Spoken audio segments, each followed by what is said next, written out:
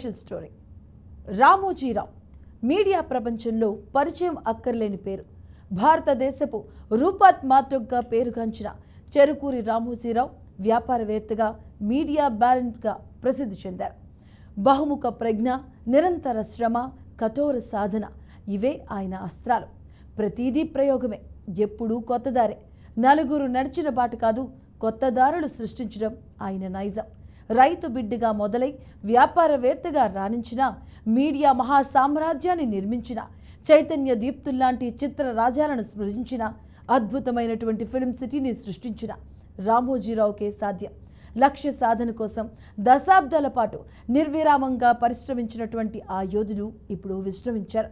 తెలుగు వారి హృదయాల్లో చెరగని ముద్ర వేసి తిరిగి రాని లోకాలకు వెళ్ళిపోయారు.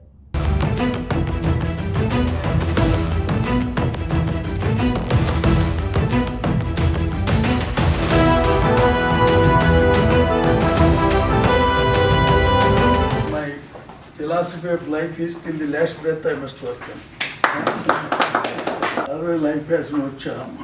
నిరంతర శ్రమ, నిత్యం కొత్తదనం కోసం తపన, నిజాయితీతో కూడిన వ్యాపారం, పుట్టిన నేల కోసం, చుట్టూ ఉన్న సమాజం కోసం గట్టిమేలు తలపెట్టే మొక్కవోని సంకల్పం, చెక్కు చెదరని ఆత్మస్థైర్యం అన్ని కలిసిన ఆధునిక ఋషి రామోజీరావు.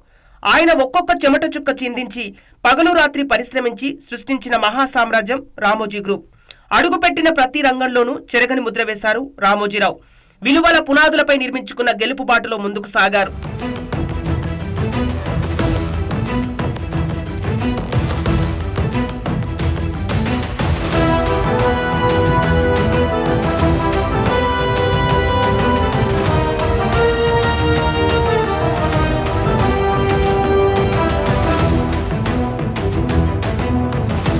సరికొత్త లక్ష్యాల సాధనకు వడివడిగా అడుగులు వేసి అసంఖ్యాక ప్రజా హృదయాల్ని గెలుచుకున్నారు. మీడియా సంస్థ సారథిగా ప్రజాహితం కోసం పాటుపడిన, మాతృభాష పరిరక్షణకు నడుం కట్టిన ఆయనకు ఆయనే సాటి అనిపించుకున్నారు. చైతన్య దీపికల్లాంటి సినిమాల నిర్మాతగా, భూతల స్వర్గాన్ని తలపించే చిత్రనగర సృష్టికర్తగా ప్రత్యేక గుర్తింపు పొందారు. 25,000 మందికి ప్రత్యక్ష ఉపాధి, దాదాపు 1,00,000 మందికి పరోక్ష లబ్ధి చేకూర్చారు.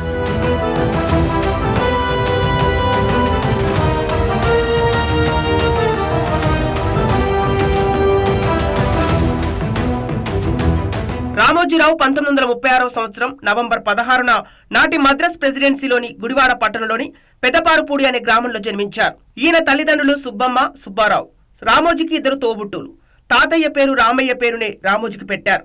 కానీ బాల్యంలో రామయ్య గటికుడు, ఆధునికుడు. బడిలో మాస్టర్కు తన పేరు రామోజీరావు అని చెప్పాడు. అలా రామయ్య రామోజీరావు అయ్యారు. అలా తన పేరు తానే పెట్టుకున్న రామోజీలో విలక్షణీయత, సృజనాత్మకత నాడే మొగ్గు తొడిగాయి.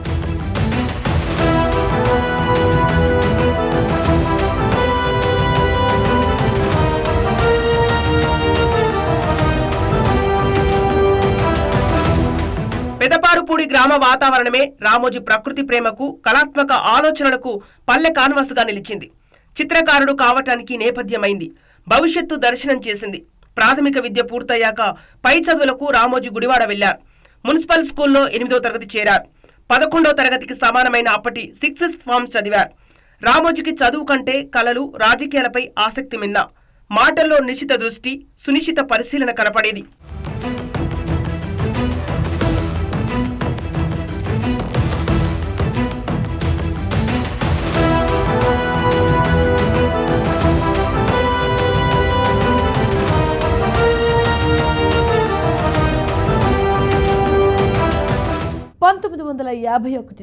రామోజీ హై స్కూల్ చదువు ముగిసింది.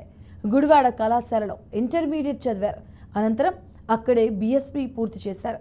ఇక చదువుకునే రోజుల్లో రామోజీరావు కమ్యూనిస్టు పార్టీలో సభ్యుడు. చంద్ర రాజేశ్వరరావు, సుందరయ్య ఆయనకు ఆరాధ్య నేతలు. సత్యాగ్రహ సిద్ధాంతకర్త, ప్రజాధన పరిరక్షణకు ఉద్దేశించిన ధర్మ కర్తవ్య సిద్ధార్థ ఆవిష్కర్త మహాత్మా గాంధీ అంటే రామోజీకి ఎంతో ఇష్టం. ఆయన దళిత జనార్దరణ అంటే మరీ మరీ ఇష్టం.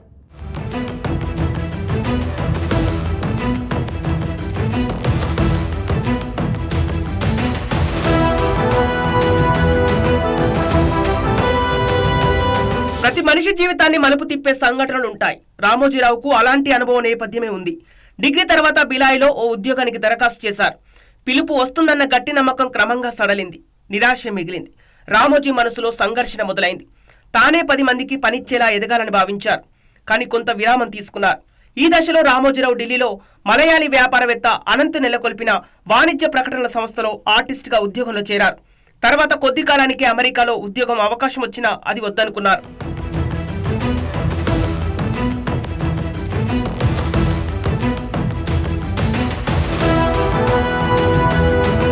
1961 ఆగస్టు 19 రామోజీ జీవితంలో కొత్త అడుగు వేశారు. యుక్త వయసు రావడంతో పెళ్లికి ఇంట్లో ఒత్తిడి పెరిగింది. పెనమలూరులో తాతినేని వారి అమ్మాయి రమాదేవితో పెళ్లి జరిగింది. రామోజీరావు రమాదేవి వివాహాంతరం దేశ రాజధానికి మకాం మార్చారు. దక్షిణ ఢిల్లీ కరోల్ బాగ్లో నివసించారు. ఢిల్లీలో ఆర్టిస్ట్గా తనను తాను తీర్చిదిద్దుకున్నారు. కృషి ఉంటే ఘన ఫలితాలు తథ్యమైన నమ్మకం కుదిరింది. వ్యాపార దక్షత పెరిగింది.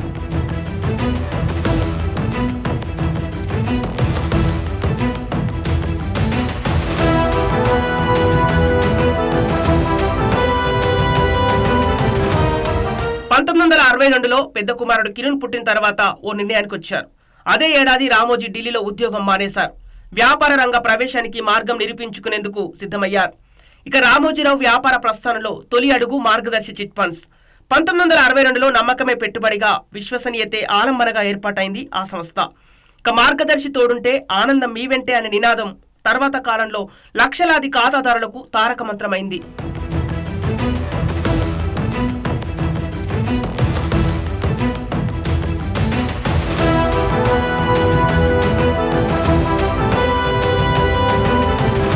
చిట్ ఫండ్ వ్యాపారం అంటే అదేదో మహిళల వ్యాపారం అని భావించిన రోజుల్లో రామోజీరావు అలాంటి మాటలను ఖాతరు చేయలేదు.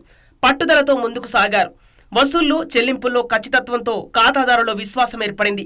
ఆయన కమిట్మెంట్, విశ్వసనీయత వల్ల సంస్థ శరవేగంగా అభివృద్ధి చెందింది. ఆర్థిక క్రమశిక్షణ, అంకితభావం, విశ్వసనీయత ఈ 3 మార్గదర్శికి 3 మంత్రాక్షరాలను చెప్పుకోవాలి. అదే స్ఫూర్తితో ప్రస్తుతం 4 రాష్ట్రాల్లో 113 శాఖలు, 3 లక్షలకు పైగా ఖాతాదారులు, 4100 మందికి పైగా ఉద్యోగులు, 18,000కు పైగా ఏజెంట్లతో విలువల బాటలతో ముందుకు సాగుతోంది మార్గదర్శి.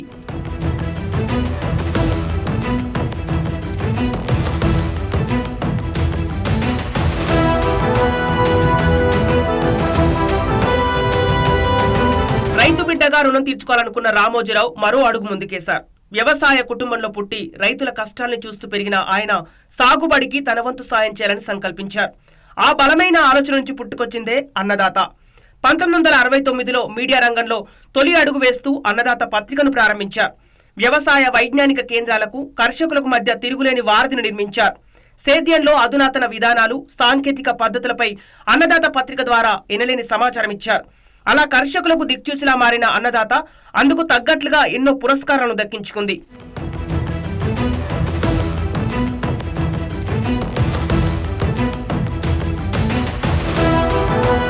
తెలుగు పత్రికా ప్రపంచంలో నవశకానికి నాంది ఈనాడు. 1974 ఆగస్టు 10న విశాఖలో ఈనాడు దినపత్రికను ప్రారంభించారు. తెలుగునాట ఇది ఓ సంచలనం. అణువు కొత్తదనంతో ప్రజల పక్షాన అక్షర యుద్ధంతో ప్రారంభించిన 4 ఏళ్లలోనే పాఠకుల మానసపుత్రికగా మారింది. ప్రాంతీయ దినపత్రికల చరిత్రలోనే కొత్త ఒరవడి సృష్టించింది. వార్తాపత్రిక డోర్ డెలివరీ విధానం అప్పట్లో ఓ సంచలనం. అప్పటి వరకు వార్తాపత్రిక కావాలంటే ఎవరైనా దుకాణానికి వెళ్లి తెచ్చుకోవాల్సిందే. అలాంటి ఇబ్బంది లేకుండా రోజు సూర్యోదయానికి ముందే ఈనాడు పత్రిక ఇంటికి చేరేలా సరికొత్త వ్యవస్థను సృష్టించారు రామోజీరావు. తర్వాతి కాలంలో ఇతర వార్తాపత్రికలు ఇదే ఏజెన్సీ విధానాన్ని అవలంబించడం ప్రారంభించాయి.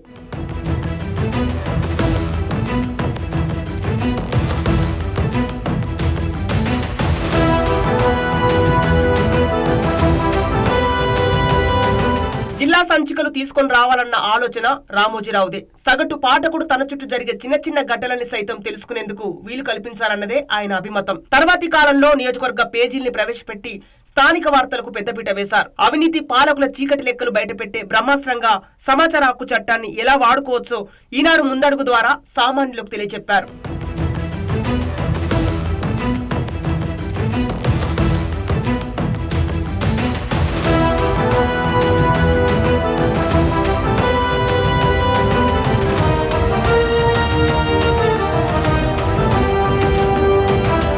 స్వచ్ఛ భారత్, సుజలాం సుఫలాం అంటూ పరిశుభ్రత కోసం, జల సంరక్షణ కోసం ఊరు వాడను ఏకం చేశారు.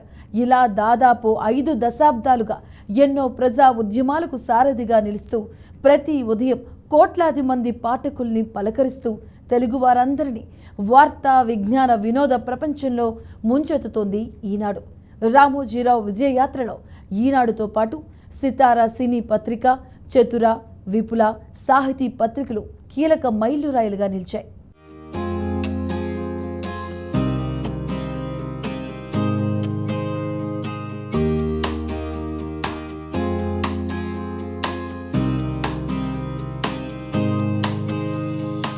భారతీయ సాంప్రదాయ వంటకాల రుచుల్ని దేశదేశాలకు పరిచయం చేశారు రామోజీరావు. 1980 ఫిబ్రవరిలో ప్రియా ఫుడ్స్ ప్రారంభించారు. పచ్చళ్ల నుంచి చిరుతిళ్ల వరకు వందల రకాల ఉత్పత్తులతో అత్యుత్తమ నాణ్యత ప్రమాణాలతో అసంఖ్యాక ప్రజానీకం ఆదరణ పొందింది ప్రియా ఫుడ్స్. ఆహార ఉత్పత్తుల రంగంలో రాష్ట్ర జాతీయ స్థాయిలో అనేక పురస్కారాలు దక్కించుకుంది. ఇదే రీతిలో రామోజీరావు ప్రారంభించిన డాల్ఫిన్ హోటల్స్ ఆతిథ్య రంగంలో ప్రత్యేక గుర్తింపు సంపాదించుకుంది.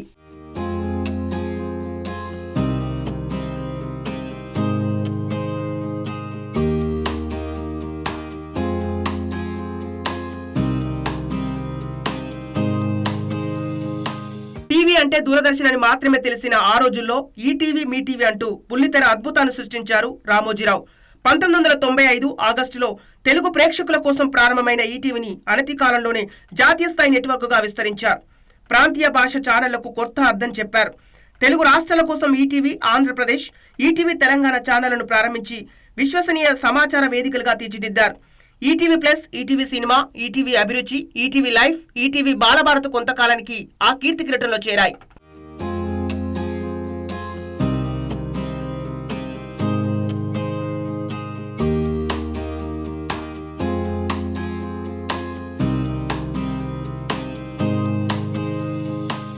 తెలుగు పత్రికా రంగంలో ఈనాడు సరికొత్త ఒరవడి సృష్టిస్తే బుల్లితెర విషయంలో ట్రెండ్ సెట్టర్ గా నిలిచింది ఈటీవీ. పాడుతా తీయగా అంటూ ప్రేక్షకులపై సుమధుర సంగీత జల్లు కురిపించడమైనా, టాలీవుడ్ క్లాసిక్ మూవీస్ తో సినీ ప్రేక్షకుల్ని కట్టిపడేయడమైనా, ఖతర్నాక్ కామెడీ షో అంటూ ఇంటింటా జబర్దస్త్ నవ్వులు పూయించడం ఈటీవీతోనే సాధ్యమైంది. ఈటీవీలో వచ్చే షోస్ లో మట్టిలో మాణిక్యాలను వెలికితీసే వేదికలు.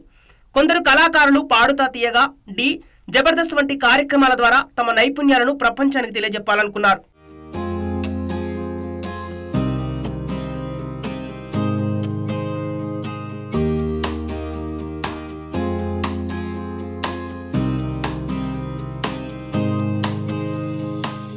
సరదాగా కబుర్లు, సుస్వరాల జల్లులతో నేటి తరాన్ని ఆకట్టుకునేందుకు రామోజీరావు ప్రారంభించిన మరో వేదిక ఎఫ్ఎం రేడియో.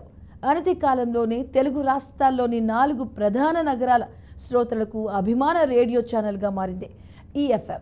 ఇలా రేడియో, పత్రిక, ఈటీవీ రంగాల్లో తనదైన ముద్ర వేసిన రామోజీరావు 2019లో డిజిటల్ మీడియా రంగంలో అడుగుపెట్టారు. మొబైల్ యాప్ ద్వారా తెలుగు, ఇంగ్లీష్, హిందీ సహా మొత్తం 13 భాషల్లో వార్తలు అందించే ఈటీవీ భారత్ను ప్రారంభించారు.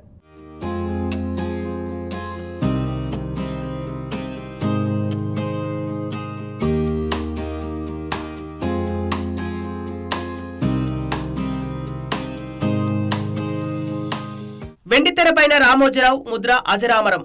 సినిమాల కంటే కదిలే బొమ్మలు మాత్రమే కావని మనసును కదిలించే భావాలను నిరూపించారు. ఉషా కిరణ్ మూవీస్ ద్వారా వివిధ భాషల్లో 87 సినిమాలు నిర్మించారు. పూర్తిదాయక, సమాజహిత, కథే కథానాయకుడిగా సాగే తన చిత్రాలు చైతన్య దీపాలని, ప్రగతి రథ చక్రాలని ఎలుగెత్తారు. ఉషా కిరణ్ మూవీస్ బ్యానర్ ద్వారా రామోజీరావు పరిచయం చేసిన వారిలో ఎంతో మంది నటులు అగ్రశ్రేణి తారలుగా తయారయ్యారు.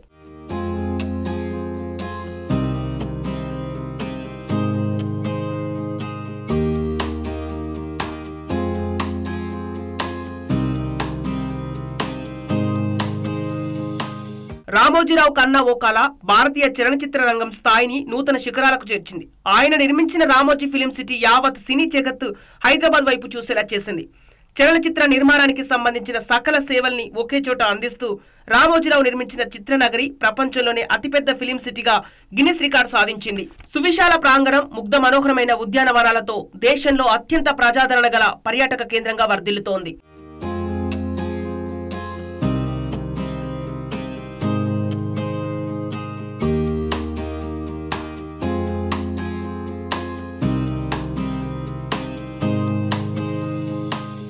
అనుక్షణం ప్రజాహితం రామోజీరావు అభిమతం. అక్షరాలే అస్త్రాలుగా ప్రజా చైతన్యానికి కృషి చేసిన ఆయన జనం కష్టాల్లో ఉన్నప్పుడు సాయం అందించడంలో ముందుండేవారు.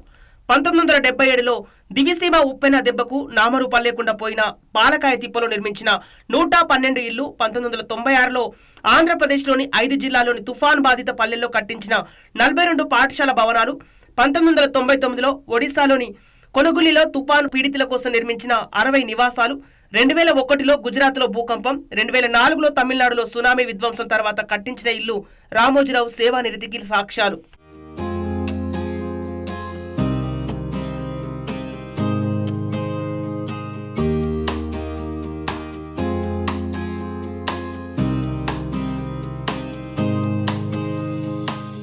కార్పొరేట్ సామాజిక బాధ్యత కింద ఆంధ్రప్రదేశ్లోని పెదపారుపూడి, తెలంగాణలోని నాగన్పల్లి రామోజీ గ్రూప్ దత్తత తీసుకోవడం ఆ పల్లెల రూపురేఖల్ని మార్చేసింది. రోడ్లు, పాఠశాలలు, కమ్యూనిటీ హాళ్లు, ఇతర అధునాతన వసతుల కల్పన ద్వారా ఆయా గ్రామస్తుల జీవనశైలిని మెరుగుపరిచింది. ఆంధ్రప్రదేశ్ కర్నూలు జిల్లాలో నిర్మించిన అనాథ ఆశ్రమం, తెలంగాణలోని అబ్దుల్లాపూర్మేట్లో కట్టించిన పోలీస్ స్టేషన్, తహసీల్దార్ కార్యాలయం రామోజీ గ్రూప్ చేపట్టిన సేవా కార్యక్రమాలకు తాజా ఉదాహరణలు.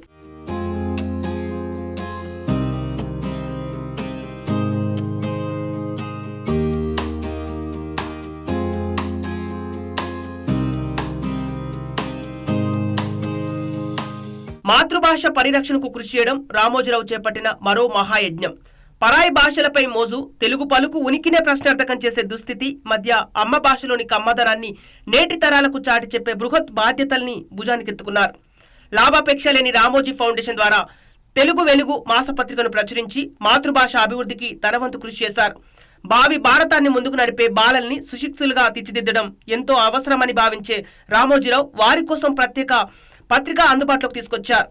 బాల భారతం ద్వారా చిన్నారులో జ్ఞానం, సృజన, ప్రగతిశీలత, ఆలోచన విధానం వంటి గుణాల్ని అలవర్చే ప్రయత్నం చేశారు.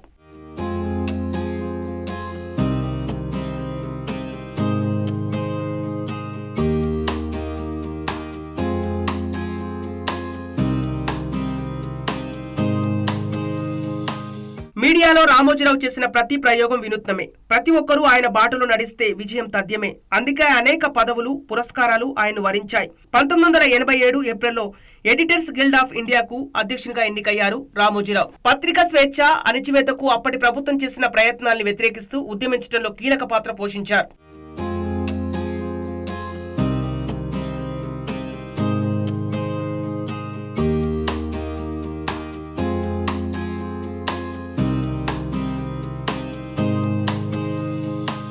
పాత్రికేయ రంగంలో సేవకులకు గుర్తింపుగా బీడీ గోయంక, యుధవీర్ పురస్కారాలు అందుకున్నారు. 1986లో ఆంధ్ర విశ్వ కళా పరిషత్ ఆయన్ను డాక్టర్ ఆఫ్ లిటరేచర్ డిగ్రీతో గౌరవించింది.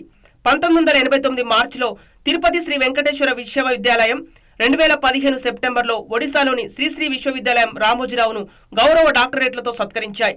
2016లో భారత ప్రభుత్వం పద్మ విభూషణ్తో సత్కరించాయి.